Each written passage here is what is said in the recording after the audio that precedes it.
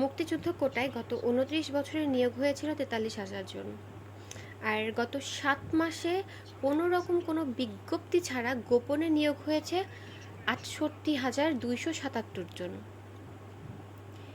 যেই জন্য আপনারা এত কষ্ট করলেন, যেটাকে আপনারা ২০২৪-এর মুক্তিযোদ্ধা বলতেছেন, দেশ স্বাধীন বলতেছেন, যেই মুক্তিযোদ্ধা কোটা আন্দোলন বাদ দেওয়ার জন্য আপনারা এত কিছু করলেন, সেখানে গোপনে আপনাদের শুধুমাত্র আপনাদের সুপারিশের জন্য সার্জিসের সুপারিশ, তারপর হাসনাতের সুপারিশ, ওই মহিলার নাম কি ভুলে গেছি, মনে রাখার প্রয়োজন মনে করি না, এদের সুপারিশ, এরা তো স্টুডেন্ট, এখনও এদের সুপারিশে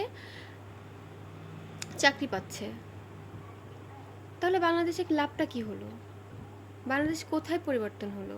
এটার থেকে কি মুক্তিযুদ্ধ কোটা যারা দেশটাকে স্বাধীন করেছিল সেটা মাচ বেটার ছিল না? এখন এদের সুপারিশে